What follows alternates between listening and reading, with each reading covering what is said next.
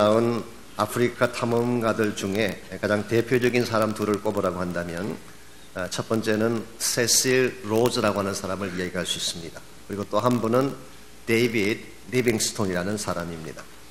두 사람 다 진취적인 사람이었고 두 사람 다 자신의 전생애를 아프리카 탐험을 위해 바친 사람들입니다. 그러나 세실 로즈는 남아프리카에서 보얼 전쟁을 일으켰습니다. 소위 말하는 황금 전쟁을 일으켜서 원주민 수십만 명을 학살하고 엄청난 양의 황금과 다이아몬드를 영국으로 가져왔습니다. 그 공로로 대영 제국이 주는 명예로운 훈장을 받고 애국자라고 하는 칭호를 받는 자가 됐습니다. 그 반면에 리빙스톤은 아프리카로 가서 그 험악한 밀림 속을 다니면서 원주민들에게 예수 그리스도의 복음을 나누어 주었습니다. 세실 로즈와는 달리 영국 황실에 황금도 갖다 주지 못했고 다이아몬드도 바치지 못했습니다. 오히려 그 당시 영국의 식민지 정책을 반대했기 때문에 반역자라고 하는 오해까지 받고 아프리카 밀림의 한 작은 천막에서 기도하는 자세로 그는 세상을 떠났습니다. 얼핏 보게 되면 세실 로즈가 더 화려한 인생을 산 것 같고 데이비드 리빙스톤은 초라하게 생을 마친 것처럼 보입니다만은 오늘날 역사가들은 누구의 삶을 더 높이 평가할까요? 세실 로즈는 욕망의 사람으로 평가되는 반면에 리빙스톤은 사랑과 희생의 사람으로 남아 있습니다. 오늘날 영국을 방문해 보게 되면 세실 로즈의 무덤은 사람들의 발걸음이 거의 찾지 않고 있지만 리빙스톤이 묻혀 있는 웨스트민스터 우리 국립묘지에는 전 세계에서 몰려오는 수많은 사람들의 방문객이 끊어지지 않고 있다고 합니다. 우리가 살고 있는 이 세상에는 두 종류의 사람들이 살고 있습니다. 하나는 자신의 욕망을 채우기 위해 다른 사람을 파괴하며 사는 자이고 또 한 종류는 누군가를 축복되게 하기 위해 자신의 생명을 희생하며 사는 자가 있습니다. 하나님께서는 어떤 사람을 통해서 그분의 역사를 이루어 갈까요? 욕망의 길을 따라가면서 파괴적인 삶을 사는 사람일까요? 아니면 축복과 생명의 길을 따라서 인류에게 공헌하고 하나님 나라의 영광을 돌리는 사람일까요? 당연히 후자일 것입니다. 하나님의 나라를 위해서 축복의 길을 걷는 사람, 그래서 수많은 열매를 만드는 사람들을 통해서 오늘 또 하나님은 그분의 스토리, 히스토리를 기록해 가고 있는 것입니다. 이와 같은 사실에도 불구하고 오늘날 우리들 가운데는 축복의 길을 택하기보다는 욕망의 길을 택하는 사람들을 많이 만나볼 수가 있습니다. 우리가 분명히 예수님 믿은 그리스도인인데 크리스찬임에도 불구하고 세상 따라 살고 욕심 따라 살고 나의 만족과 쾌락을 위해 달려가는 케이스가 많이 있다는 것입니다. 이유가 무엇일까요? 그것은 우리가 예수를 믿긴 했지만 아직 우리 속에 처리되지 아니한 옛자가 남아있기 때문에 그런 것입니다. 우리 마음을 지배하고 있는 옛자, 육신의 소욕이 나를 지배하고 있고 결박하고 있기 때문에 우리는 비록 크리스찬의 이름은 가졌지만 하나님이 기뻐하는 거룩한 길을 추구하지 못하고 오늘도 잘못된 방향에서 삶을 살게 되는 것입니다. 그러므로 우리가 어떻게 하든지 내 마음속에 있는 이 육신의 결박을 풀어버리고 하나님이 가라고 하신 축복의 길을 따를 수 있어야 됩니다. 그래야 한 번을 살아도 하나님 앞에 영광된 삶을 살 수가 있고 남길 자치도 거룩하고 귀중하게 되는 것입니다. 우리가 어떻게 할 때에 내 야망의 길이 아닌 하나님이 기뻐하시는 축복의 길을 따라 살아가므로 하나님이 영광스럽게 여기시는 아름다운 열매를 맺을 수가 있을까요? 오늘 같이 봉독한 이 본문에 보시면 고대 이스라엘의 역사를 이룩했던 두 개의 줄기가 소개되어 있습니다. 22절을 보시면요, 기록된 바 아브라함에게 두 아들이 있으니 하나는 여종에게서 하나는 자유 있는 여자에게서 났다 하였다. 여기에 두 아들이 있다고 했습니다. 이 두 아들이 누구일까요? 이삭과 이스마엘을 말하는 것입니다. 그리고 여종이라고 하는 사람은 이스마엘의 어머니였던 하갈을 지칭하는 것이고 자유하는 여자라고 하는 사람은 사라를 의미하는 것입니다. 그런데 오늘 사도 바울이 말하는 자유하는 자 혹은 여종, 이것은 한 가지 비유라고 말씀합니다. 24절을 보시면 이것은 비유니 이 여자들은 두 언약이라 하나는 신의 산으로부터 종을 낳은 자니 곧 하갈이라. 여기 비유라고 하는 말씀이 나오는데 이것은 여러분이 흔히 알고 있는 그 비유가 아닙니다.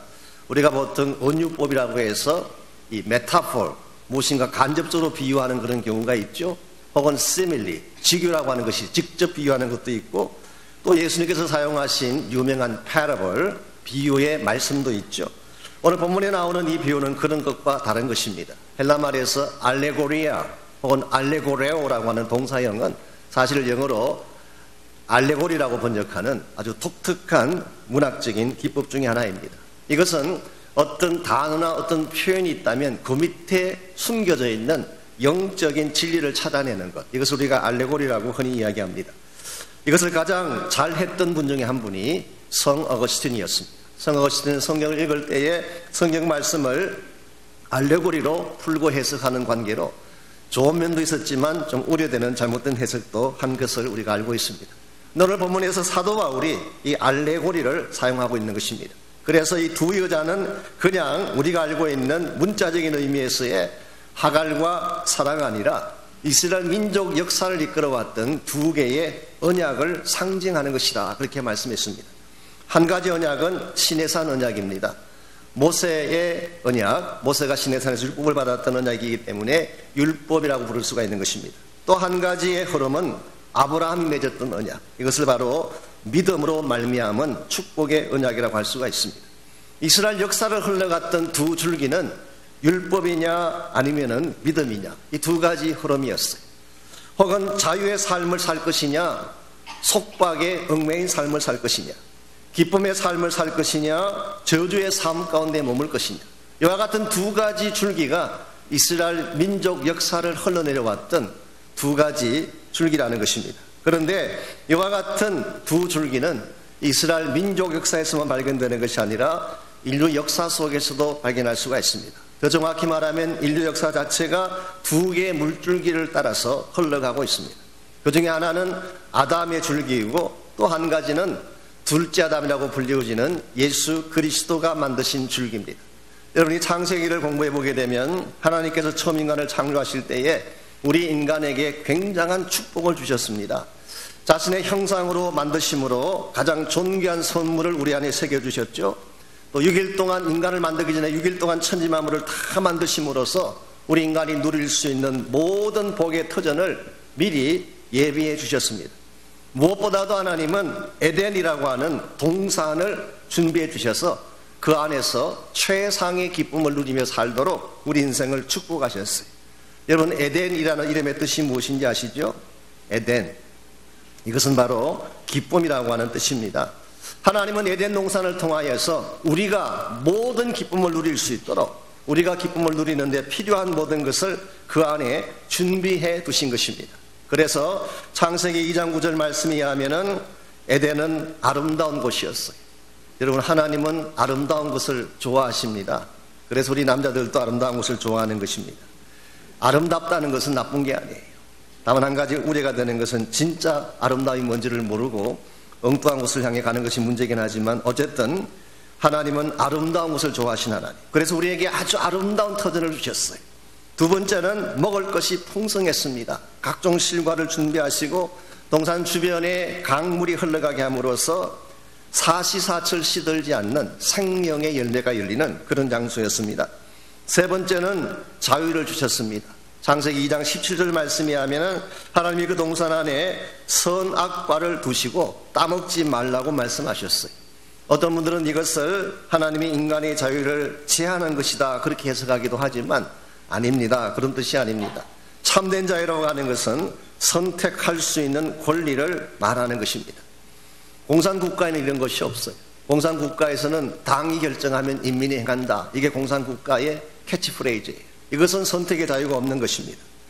로봇으로 만들고 기계로 만드는 것이기 때문이죠. 그런데 하나님은 우리에게 선택할 수 있는 권리를 주심으로 참된 자유를 주신 것입니다. 그래서 어떤 주석가가 설명하신 말씀처럼 하나님은 우리를 왕자로 키우기를 원하셨지 종이나 노예로 부리려고 하신 것이 아니었다. 이런 면에서 에덴 동산에 살았던 인간은 선택의 자유를 가진, 자유를 누리는 그런 존재였습니다. 뿐만 아니라 할 일이 있었어요. 각종 생물과 짐승들의 이름을 지어주고 그것을 다스리고 동산을 가꾸는 일을 하나님이 주셨어요.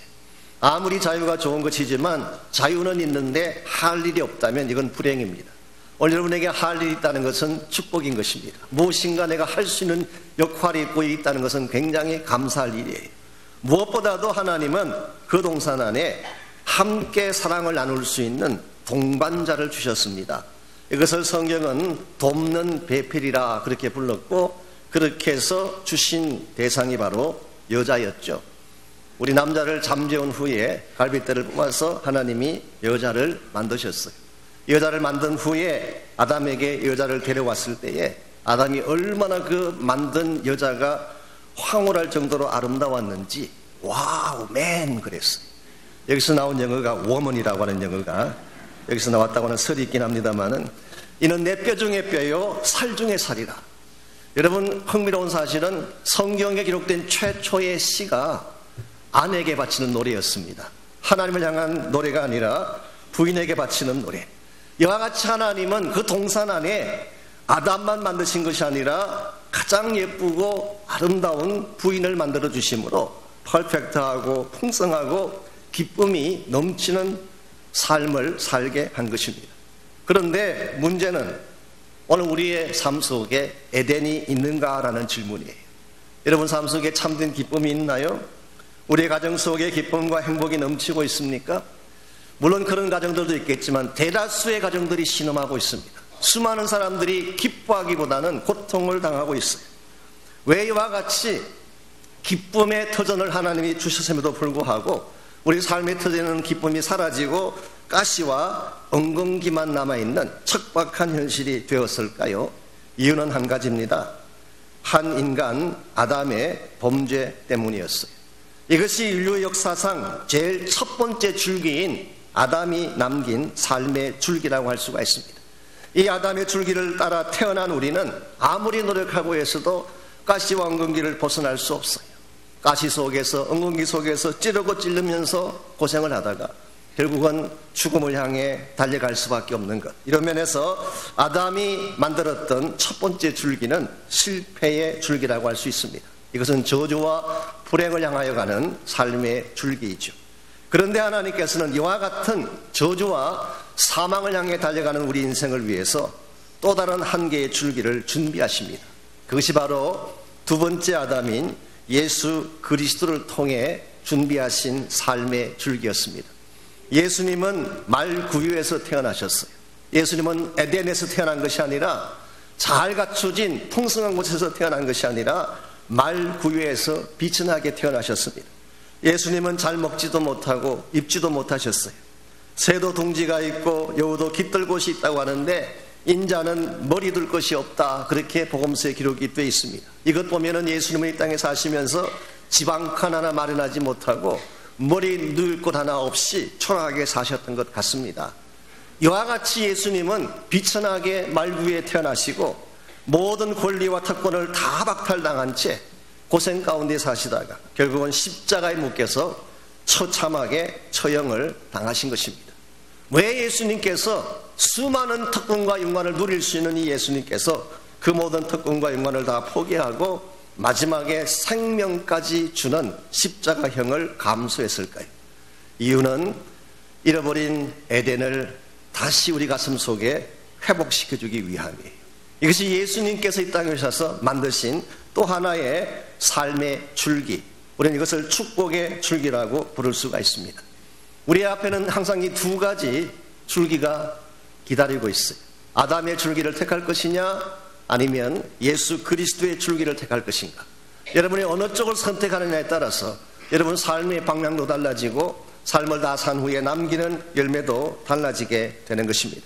혹시 여러분 가운데 아직도 저주와 사망의 줄기 속에 서 있으면서 고통을 당하는 분이 혹시 계신다면 오늘 이 말씀을 통해서 참 축복의 근원이신 예수님께로 돌아오는 은혜가 있기를 바랍니다. 우리가 어떻게 하면 예수 그리스도께서 남겨주신 이 축복의 줄기에 우리 인생을 드리고 이 아름다운 축복의 줄기를 따라 살아갈 수가 있을지, 오늘 주신 이 말씀을 통하여서 한 세 가지 원리를 제가 정리해 보려고 합니다.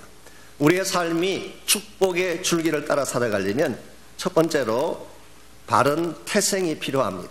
다른 말로 표현하면 믿음의 태생을 해야 된다, 그런 뜻입니다. 23절 말씀 보시면 오늘 사도 바울은 두 가지 종류의 태생을 소개하고 있습니다. 23절, 여종에게서는 육체를 따라 났고 자유 있는 여자에게는 약속으로 말미암았느니라. 육체를 따라 났다, 이것이 바로 born of the flesh, 육신을 따라 태어난 것을 말합니다. 그런데 또 한 가지는 약속으로 말미암아 태어난 것, 이것이 born of the promise, 언약을 통하여, 약속을 통하여 태어난 것을 말하는 것입니다. 육체를 따라 태어난 자가 역사적으로는 이스마엘을 의미한다고 할 수가 있습니다. 이미 말씀드린 것처럼 아브라함이 참 믿음이 좋은 사람인데요, 믿음은 좋았지만 그러나 그도 완벽한 사람은 아니었던 것 같습니다. 성경을 보게 되면 아브라함이 실수한 장면이 몇 가지 나오는데 그 중에서도 가장 결정적인 실수가 이스마엘을 낳은 실수였습니다. 하나님께서 분명히 아들을 주시겠다고 약속을 하셨는데 아들이 생기지 않는 것입니다. 시간은 지나가고 자기 부인의 나이를 봤더니 부인의 나이가 65세가 지나갑니다. 그러니까 아기를 생산할 수 없는 나이에요. 그래서 택한 방법이 무엇이었나요? 고대 사회에서 흔히 하는 방법인 여종을 통해서 아들을 낳는 것이었습니다. 이 선택은 인간적으로 보면 합리적인 선택이라고 할 수 있습니다. 하나님이 약속하셨지만 안 주셨잖아요.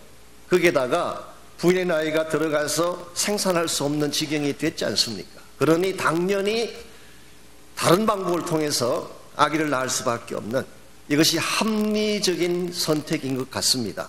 그러나 합리적인지는 모르지만 믿음의 방법은 아니었어요.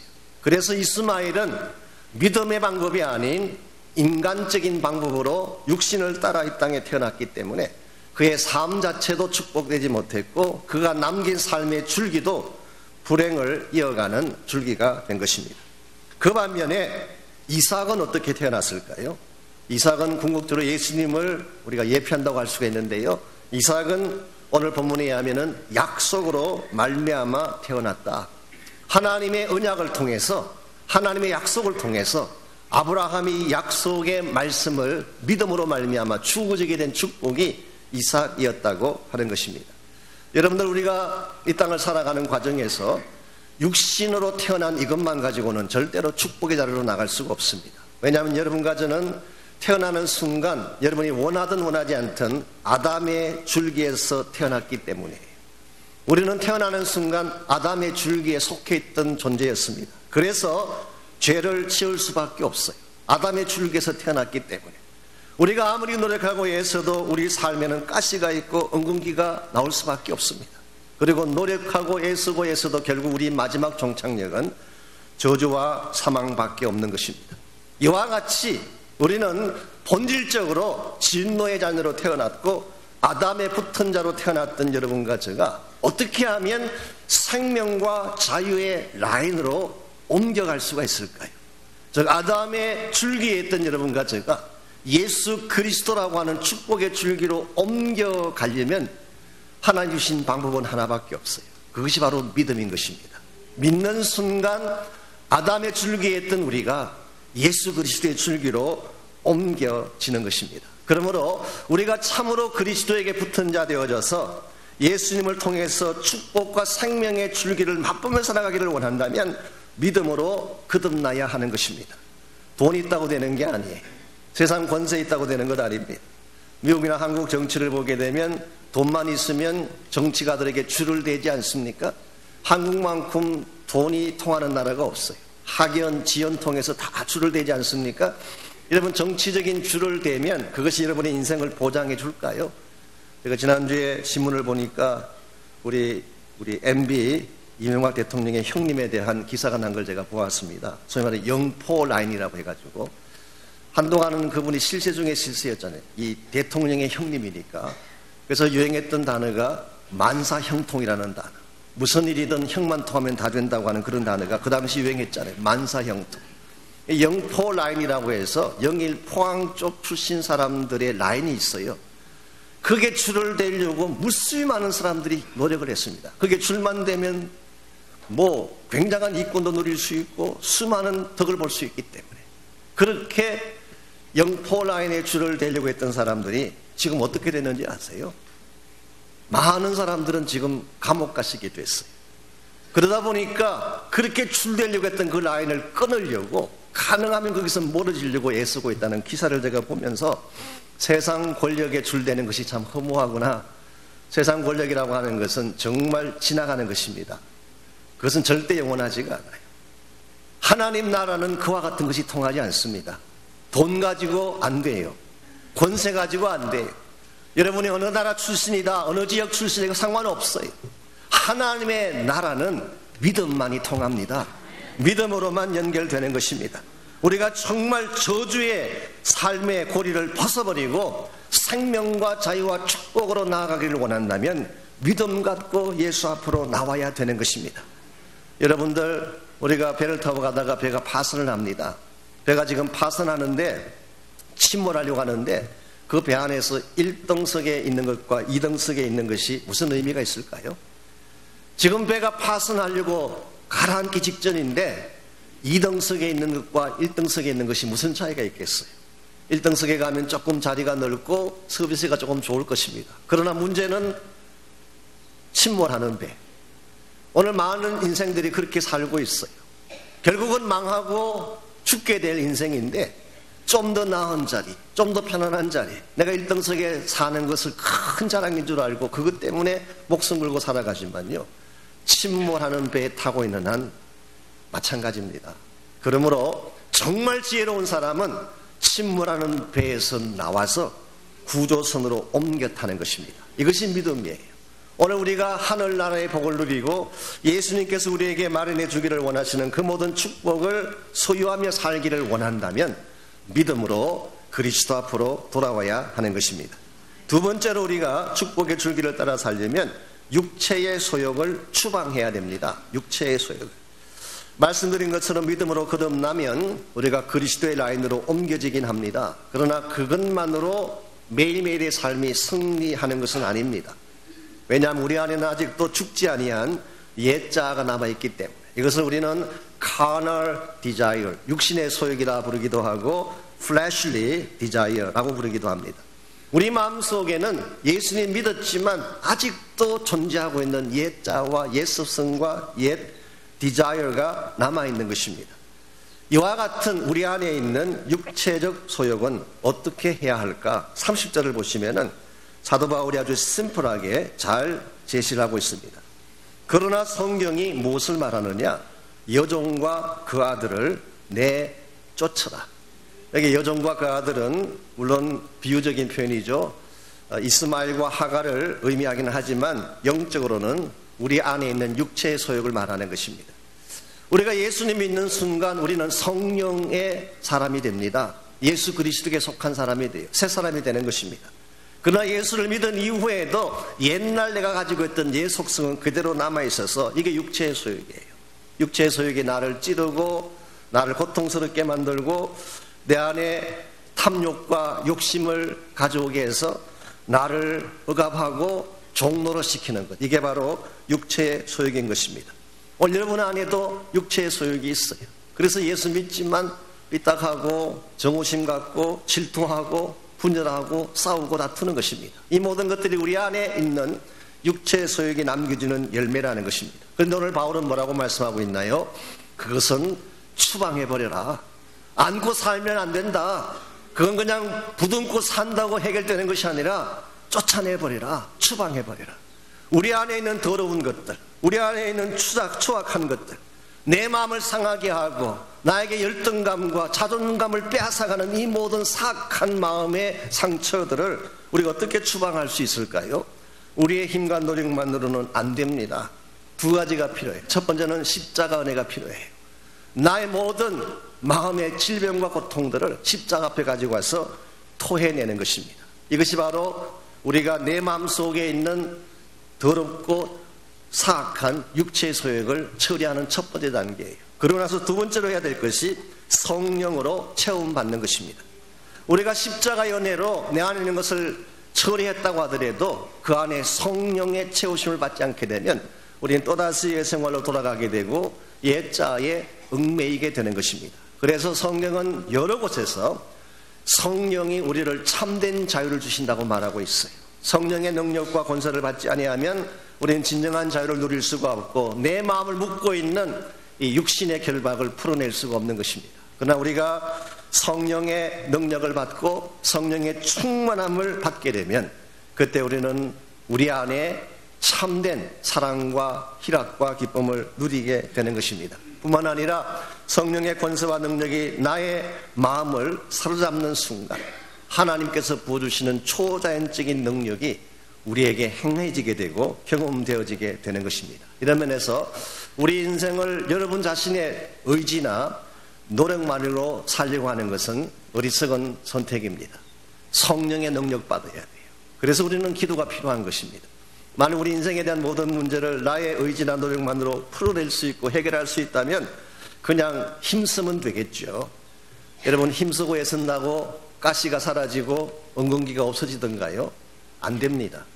성령의 은혜가 필요하기 때문에 우리는 기도해야 되는 것입니다. 우리가 지난 주간부터 이제 기도회가 시작이 되고 우리 한 주간 했습니다마는 사실 많은 간증들이 일어나고 있습니다.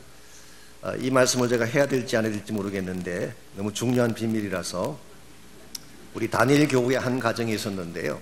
이 가정이 아기를 갖지 못했대요. 오랫동안 결혼한 지 오래됐는데 아기가 없어서 참 힘들어하고 어려워했는데 지난 8월 달에 중보기도 축제 참석하고 중보기도 축제 끝나는 날 퇴문이 열렸대. 야, 이런 걸 맨 입에 말씀드려도 되는지 모르겠네. 하나님, 이게 하나님이 하시는 일이에요. 막혀있는 길을 내 힘으로 열 수가 없습니다. 내가 노력한다고 축복의 물줄기가 터지겠습니까? 그러나 기도할 때 하나님이 개입하시면 축복의 물줄기가 터지는 것입니다. 감당치 못할 은혜가 넘쳐나게 되고 닫히고 막힌 것들이 열려져서 하나님의 기적을 맛보게 되는 것입니다. 여러분들 단순히 저주에 물러가라, 불행에 물러가라 외친다고 되는 것이 아니라 하나님 앞에 나오셔서 보좌를 붙잡고 기도하시기 바랍니다. 성령이 임하면 저주가 풀립니다. 성령의 권세가 여러분을 사로잡으면 불행과 아픔과 상처가 떠나가게 돼 있어요. 이게 크리스천 삶이에요.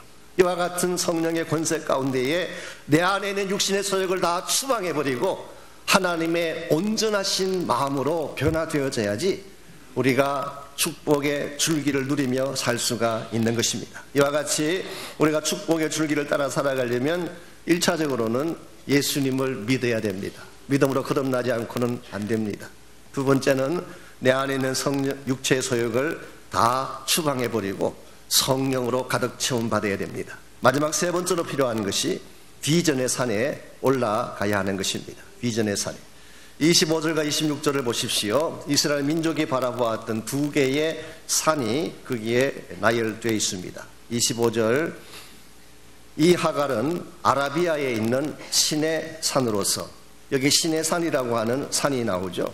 이 신의 산은 모세가 율법을 받기 위해 올라갔던 산이기 때문에 일반적으로 신의 산이라고 하면 율법을 상징하는 것입니다. 율법의 산, 이것은 자기 성취의 산입니다. 내가 노력하고 내가 성취해서 도달하고자 하는 산이 바로 신의 산이에요.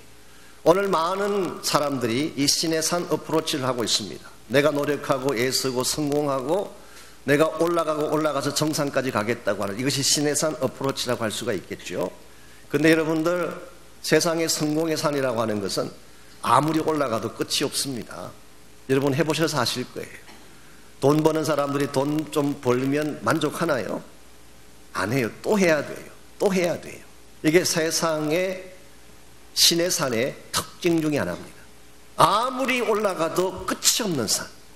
그리고 설사 여러분이 정상까지 올라간다고 하더라도 기다리고 있는 것은 허무함밖에 없는, 이게 신의 산의 특징이에요. 그러므로 신의 산은 우리 모두가 사모하고 올라가야 될 산이 아닙니다. 그래서 하나님이 준비해 놓으신 또 한 가지 산이 예루살렘입니다. 예루살렘도 산성이었습니다. 그런데 그 예루살렘은 우리 육체적으로 보고 있는 그 예루살렘이 아니라 26절 보십시오. 오직 위에 있는 예루살렘은 자유자니 곧 우리 어머니라 그랬어요. 우리가 정말 사모하고 바라봐야 될 산은 이 지상에 있는 어떤 산이 아니라 하늘나라에 있는 예루살렘, 이것이 위에 있는 예루살렘, 이것이 바로 시온산인 것입니다. 여러분 이것을 바라보고 이것을 향하여 나아갈 때에 여러분의 인생의 방향이 똑바로 되어지고 하나님이 기뻐하는 열매도 맺게 되는 것입니다. 특히 오늘 본문에서 바울은 이 하늘에 있는 예루살렘을 우리 어머니라고 표현했어요. 저는 이 표현이 참 깊은 의미가 담겨있는 표현이라고 생각을 합니다. 어머니라고 하는 것은 우리 모두가 안길 품이에요. 아무리 우리가 바깥에 나가서 두들겨 맞고 힘든 일을 겪고 사람들에게 멸시를 받고 들어와도 어머니 품에 안기면 어머니가 나에게 따뜻한 회복을 주십니다. 이게 어머니의 품이에요. 사도 바울은 우리 모두가 사모해야 될 하나님의 산, 이 시온산이 지치고 피곤한 우리 영혼들이 우리가 안기고 평안을 누리고 위로를 받을 수 있는 어머니의 품과 같은 산이라고 말씀하고 있습니다. 혹시 여러분 가운데 세상을 살아가면서 너무 피곤하고 지친 분들 계시나요? 세상 어디를 가도 여러분을 안아줄 사람은 없어요. 근데 시온산이, 우리의 어머니 같은 산이 예루살렘을 향해 나가게 되면 우리의 구원자이신 예수님이 여러분을 맞아주시고 여러분이 갈급해하고 힘들어하는 모든 것들에 대한 답을 준비해 주셨다가 여러분을 먹이시고 생수로 새롭게 하셔서 일어서게 하는 것입니다. 그러므로 세상 사람들은 지금도 허무한 이 땅의 산을 향해 자기 성취와 성공의 산을 향해 달려가고 있지만 우리 그리스도인들은 하나님께서 예비해 놓으신 아름다운 천국, heavenly place, 영원한 우리의 시온 산성을 향해 달려가야 하는 것입니다. 이것이 우리의 소망이에요. 우리는 이 땅에 살고 있지만 천국 시민권자입니다. 이 땅에 발을 딛고 산다고 해서 이 땅에 속한 자가 아닙니다. 우리가 가야 될 영원한 우리의 비전은 하나님께서 준비해 놓으신 하늘에 있는 시온 산입니다. 이와 같이 시온 산을 향해 달려가는 사람들이 비로소 할 수 있는 아름다운 사역, 이것이 바로 27절에 기록된 내용입니다. 정말 시온 산의 비전을 가진 자가 이 땅에 살면서 해야 될 중요한 사역 혹은 하나님이 주신 중요한 약속이 27절입니다. 잉태하지 못한 자여 즐거워하라. 산고를 모르는 자여 소리질러 외치라. 이는 홀로 사는 자의 자녀가 남편 있는 자의 자녀보다 많음이라 하셨다. 여러분, 이 말씀을 읽으면 이게 무슨 뜻인지 금방 이해가 안 될 것입니다. 이 말씀은 이사야 54장 1절을 인용한 것입니다. 여기서 장차 메시아께서 오시면 행하게 될 메시아닉 프라푸시 중의 한 부분으로서 이사야가 말씀한 것입니다. 그런데 오늘 본문에서 바울이 이것을 인용한 아마 직접적인 이유는 사라를 염두에 두고 인용한 것 같습니다. 처음에 아기를 갖지 못했잖아요. 그래서 잉태하지 못한 자, 상고를 모르는 자라고 표현한 것입니다. 이 사라의 초창기 모습은 사실 멸시받고 사람들에게 인정받지 못하는, 그리고 아기를 생산하지 못하는 이와 같이 말라진 인생을 대표한다고 할 수가 있습니다. 그랬는데 하나님께서 이와 같은 잉태하지 못하고 산고를 모르고 혼자 사는 바로 이 사라에게 하나님은 하늘의 별과 같은 민족을 주셨어요. 이게 바로 하나님이 주시는 특별한 은총이고 하나님 나라의 비전이라고 할 수가 있습니다. 초대교회의 복음운동을 보게 되면 복음운동을 시작했던 초창기 주역들이 다 작은 자들이었어요. 갈릴리 출신, 어부 출신, 가지지 못한 사람들, 멸시받는 사람들, 가난하고 사람들에게 인정받지 못한, 오늘 본문에 나오는 잉태치 못하고 상고를 경험하지 못한 그런 자들이었어요. 그런데 하나님이 그들을 통해서 복음운동이 일어나게 하셨고 수천 수만의 사람들이 하나님께로 돌아오는, 이게 바로 하나님 나라 비전입니다. 우리의 남은 생애를 이것을 위해 살 수 있을 때에, 이 하나님 나라의 비전에 서임받을 수 있을 때에 여러분이 진실로 값진 인생이 되고 하나님께 영광된 삶을 누리게 되는 것입니다. 하나님은 여러분과 저를 아무 의미 없이 이 땅에 보내지 않으셨어요. 바로 이 킹덤 비전을 이루라고 보낸 것입니다. 우리 때문에 하나님 몰랐던 영혼들이 하나님을 알게 되고, 우리가 드리는 삶의 헌신을 통하여서 하늘의 별과 같은 수많은 민족 족속들이 그리스도께로 돌아오는 꿈, 이걸 우리 모두가 꿀 수 있어야 되고, 이것 위해서 여러분의 삶을 드릴 수 있어야지 여러분의 인생이 가장 값지고 가치 있게 되는 것입니다. 사랑하는 형제자매 여러분, 하나님은 여러분과 저를 축복하기를 원하세요. 하나님 여러분이 행복자가 되어 살기를 원합니다. 절대로 여러분이 고통 가운데 가시를 부여안고 불행하게 사는 것을 원치 않으세요. 왜 그런지 아세요? 여러분을 사랑하기 때문입니다. 하나님은 처음부터 여러분에게 에덴을 주기를 원하셨어요. 기쁨과 축복을 주기를 원하셨어요. 그런데 우리가 하나님을 거부하고 불신앙으로 돌아서는 바람에 우리는 저주의 길에 서게 되었고 불행한 삶 가운데 처하게 된 것입니다. 그러나 지금 우리가 혹시 아직 하나님을 모르는 가운데서 저주와 가시와 불행 가운데 있는 자가 혹시 있더라도 오늘 이 아침 믿음을 갖고 그리스도에게로 돌아오기만 하면 하나님은 새로운 축복의 길을 열어주십니다. 이것이 바로 복음이에요.